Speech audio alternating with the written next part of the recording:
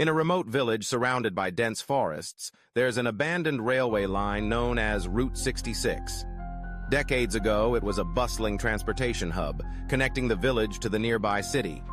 But a tragic accident, where an entire passenger train derailed and plummeted into the river, resulted in the line being shut down. The wreck was never recovered, and the passengers were declared lost forever. Years later, strange occurrences began. Locals claimed to hear the distant rumble of a train passing through in the dead of night, its whistle echoing through the empty station. People who ventured too close said they saw ghostly passengers waiting on the platform, as if they were still trying to get to their destination. Maya, an investigative journalist, had been fascinated by the stories surrounding Route 66 for years. She had spent her career debunking myths, and this one seemed like the perfect story for her blog. Determined to uncover the truth, Maya arrived in the village, armed with her camera and voice recorder, ready to spend a night at the old train station. According to the locals, the train had been en route to the city when it derailed. Some say the driver saw something on the tracks, a figure dressed in black, but no one could confirm what happened. The train never arrived at its destination, and though search parties were sent out, no wreckage was ever found. Every year, on the anniversary of the crash, the train is said to appear again, picking up passengers who are never seen again. Maya set up her camera inside the decaying train station, where rusted tracks were overgrown with weeds. The night was unusually still, the only sound being the occasional hoot of an owl in the distance. Midnight came and went, and nothing happened. Just as she was about to pack up, a low rumble echoed through the valley, followed by the unmistakable sound of a train whistle. Maya's heart raced as she saw headlights appear in the distance.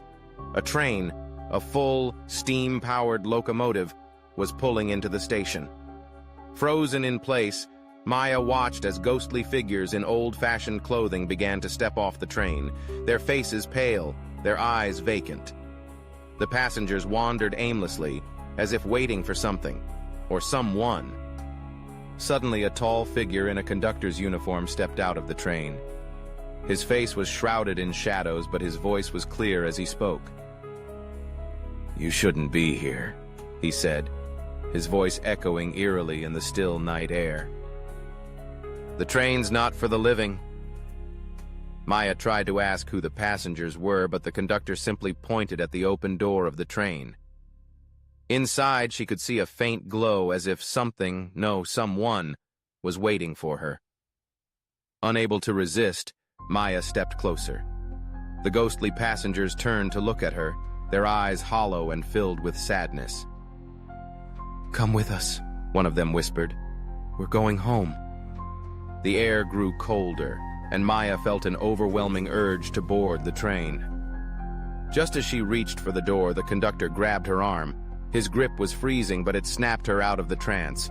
The train's whistle blew again, and the conductor released Maya. "Leave now," he said, his voice a warning, "before it's too late." Maya stumbled back, her mind reeling. As she watched, the passengers slowly returned to the train, their faces fading into the mist. The doors closed, and the train began to move. Within moments, it vanished into the night, leaving nothing behind but the rusted tracks. Shaken, Maya packed up her gear and fled the station. She never posted the footage she recorded that night. But in the quiet hours of the night, she could still hear the whistle of the midnight train, calling out to lost souls.